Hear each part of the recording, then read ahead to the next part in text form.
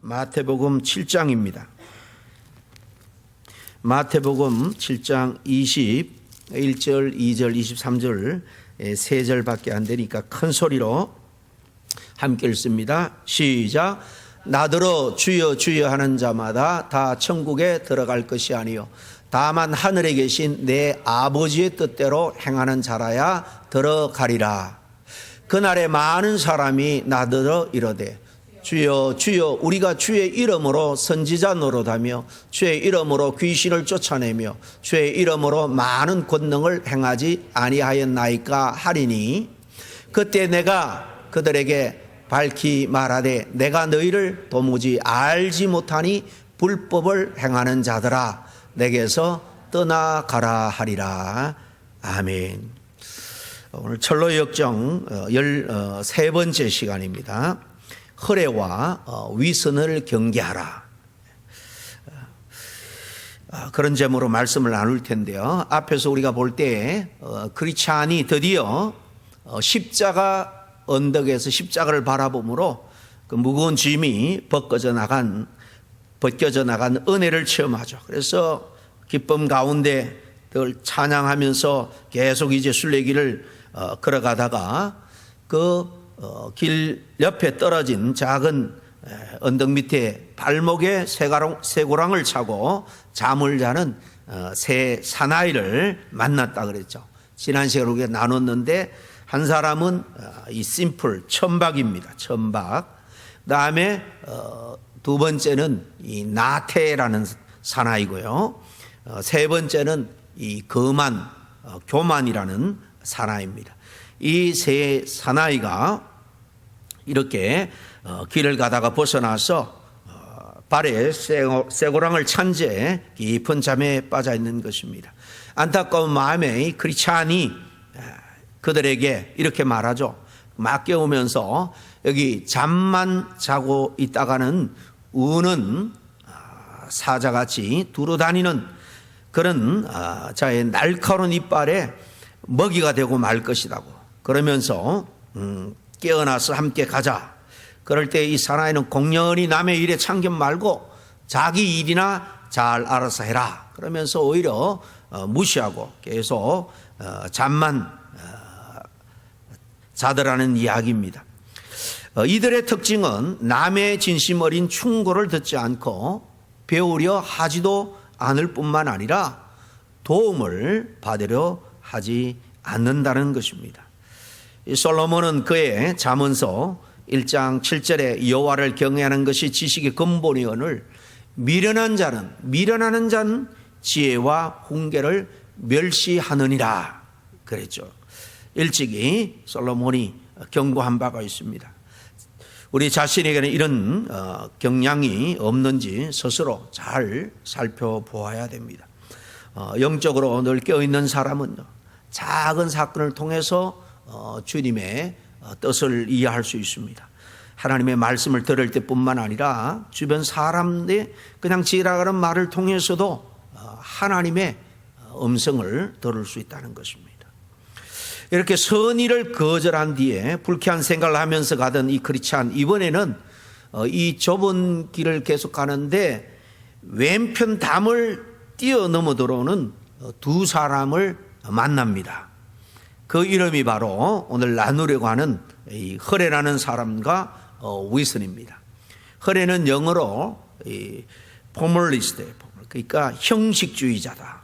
위선자는 겉으로는 그런 채 속으로는 그렇지 않지만 겉으로는 잘하고 경건한 채 하는 사람, 이 위선자라고 그러죠.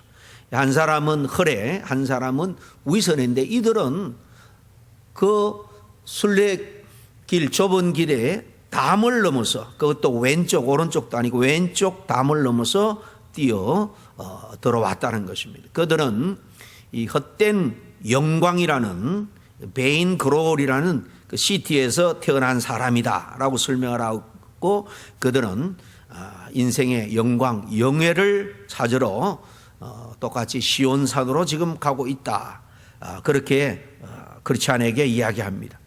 이 철로 역정에서 좁은 길, 그 왼편 담을 넘어온 이 허례, 그리고 이 위선 이 두 사람은 한마디로 말하면 똑같이 겉모습만 신자인 채 경건한 사람인 채 하는 사람입니다. 즉 참된 믿음은 없고 종교적인 형식, 외식만을 따르는 자를 일컫는 상징적인 인물이라고 볼 수 있습니다. 이 두 사람을 통해서 우리에게 주려는 영적인 교훈은 뭘까요? 크리스찬이 좁은 문을 통해서 정당하게 순례 여정을 시작한 반면에 이 허례와 위선은 담을 넘어 들어와서 똑같이 크리스찬이 바라보는 그 천국 구원, 그 영예를 얻고자 중간에 이렇게 들어왔다라는 것입니다. 그들은 전통적으로 우리 그 헛된 영광을 이라는 도시에 사는 우리들은 오래전부터 전통적으로 모두들 그렇게 해왔다라고 핑계를 대는 거예요. 그러면서 정식 절차 없이 신앙의 길에 이제 들어서는 것도 괜찮다고 생각을 하는 그런 사람인 것을 알 수 있습니다. 그렇지만 결국 이들은 끝까지 순례길을 완주하지 못하고 시험과 고난 앞에 결국은 타락하고 많은 것을 봅니다.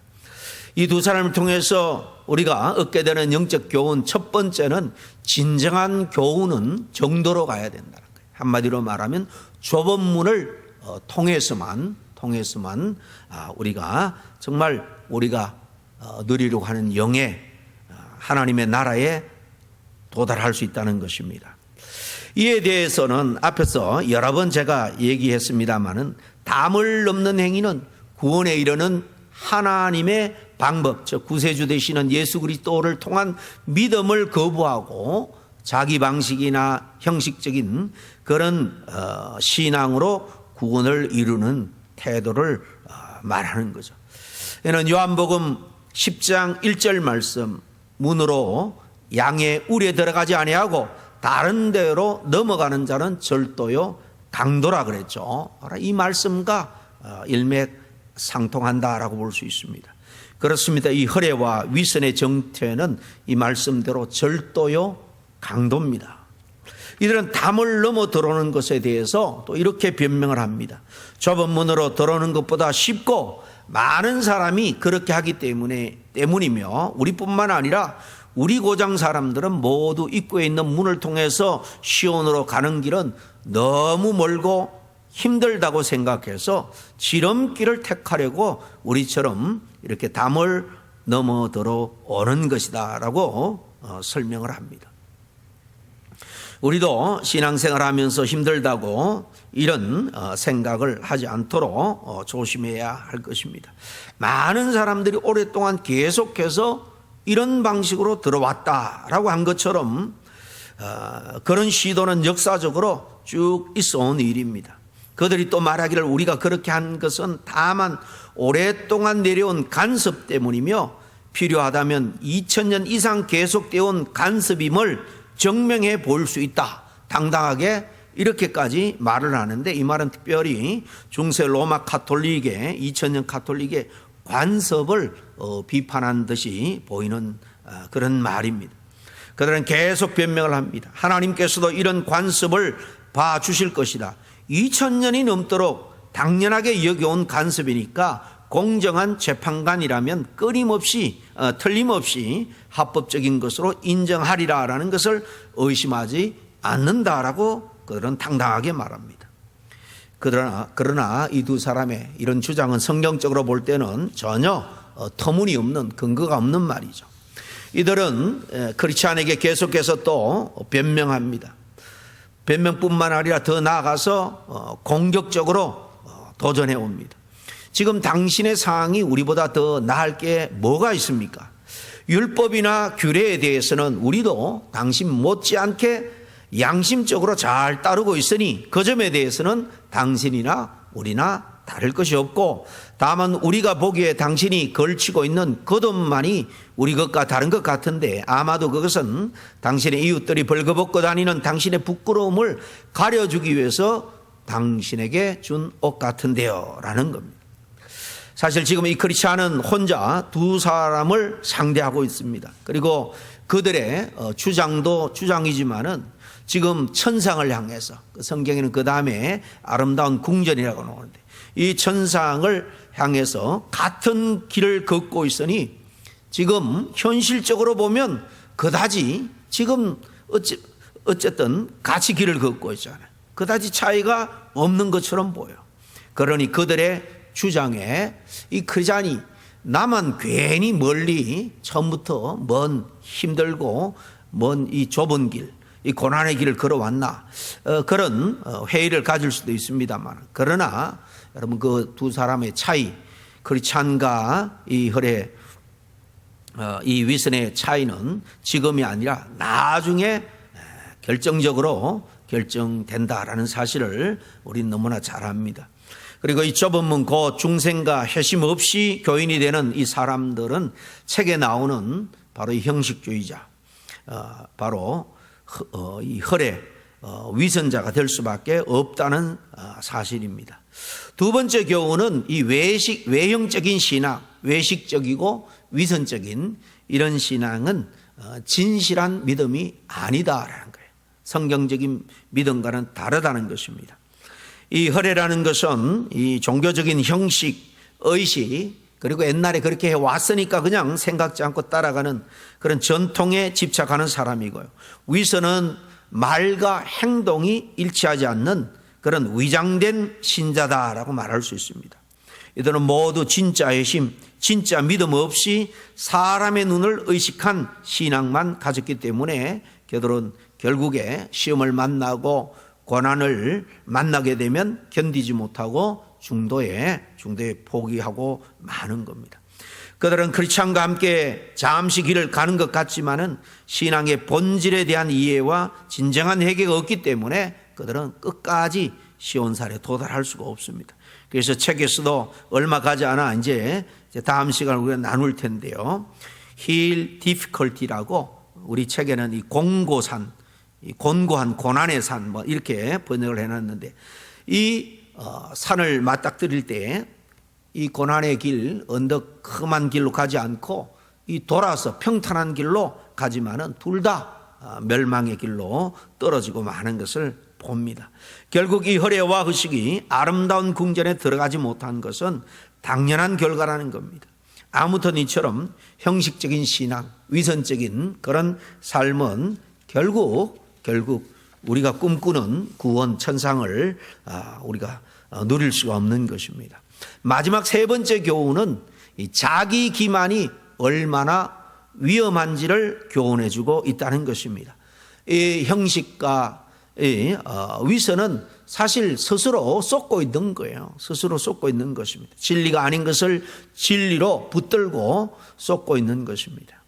이 둘은 자신들이 옳다고 착각하기 때문에 그걸 붙들고 있는 거죠. 착각하고 살아가고 있는 사람들입니다. 이런 스스로 쏟고 있는 대표적인 예로서 회개하지 않는 종교인의 전형을 잘 보여주고 있다라고 할 수 있겠습니다. 이들은 오늘 본문 7장 21절부터 23절까지 읽었는데요. 거기 주여 주여 하는 자마다 다 천국에 들어갈 것이 아니다라고 말합니다. 이 같은 이 말씀과 깊이 연관이 되어 있는 자들입니다. 그렇습니다. 우리 하나님은 우리의 겉이 아니라 정말 우리의 진심을 보는 분이에요. 말만으로는 우리가 신앙을 주님 앞에 인정받기는 부족하다는 것입니다. 주여 주여 믿습니다 뭐 이렇게 외친다고 해서 다 천국에 들어가는 것이 아니라, 입술의 신앙이 아니라 그대로 삶으로 연결되는, 삶으로 드러나는 그런 순종의 신앙이 우리에게 요구되는 것입니다. 이 허례와 이선처럼 겉모습만 신앙인 척 하는 이 사람은 진실로 주님을 아는 자도 주님을 믿는 자도 아닌 것입니다. 오늘 본문에 보면 겉보기에는 대단해 보일지라도 하나님은 가장 거짓 없는 진실을 보시는 분이라는 사실이에요. 입으로 주여 주여 하는 자는 우리가 주의 이름으로 선지자 노릇하며 귀신을 쫓아내며 권능을 행하지 아니하였습니까? 라고 말하죠. 여러분, 그러나 언제나 악령의 힘을 빌어서도 능력을 행하는 거짓 선지자들이 많았다는 사실, 그들이 또 수많은 자들 미혹하고 또 그 미혹에 넘어간 사람도 많다는 사실을 우리가 너무나 잘 압니다. 그들은 놀라운 능력을 보이더라도 사실은 마지막에 가보면 주님의 뜻에 벗어나서 자기 영광을 구하다가 스스로 자멸하고 맙니다. 여러분, 우리나라만 해도 역사적으로 하나님의 은혜로 능력을 행하며 선지자 노릇하다가 중도의 자기 욕심에 이끌려서 타락한 그런 거짓 선지자가 된 사람들이 얼마나 많은지 모릅니다. 대표적으로 두 사람만 꼽자면 박태선 그리고 문선명을 들 수 있을 거예요. 그들의 끝은 다 아름답지 못합니다. 박태선 장로는 한때 수많은 병자도 고쳤고요, 놀라운 역사를 일으켰습니다. 그래서 다른 자가 많으니까 하나의 이 종파를 만들었습니다. 전도관이라고. 또 이들이 늘 박태선 이 장로의 그 능력 이걸 사모하고 하니까 신앙촌을 만들어서 함께 공동생활을 하고 함께 이 경제생활을 하도록 만들었는데 지금 와서 뭐 신앙촌은 거의 유명무실해졌죠. 거의 사라진 상태입니다. 문선명의 통일교도 마찬가지입니다. 그는 이 성도들의 이 헌금들을 관리해서 엄청난 사업들을 일구었습니다. 미국에도 엄청난 사업들이 있고 한국에도 있습니다. 그러나 문선명이 죽고 난 다음에 그 와이프 한학자가 내가 이제 살아있는 신이다.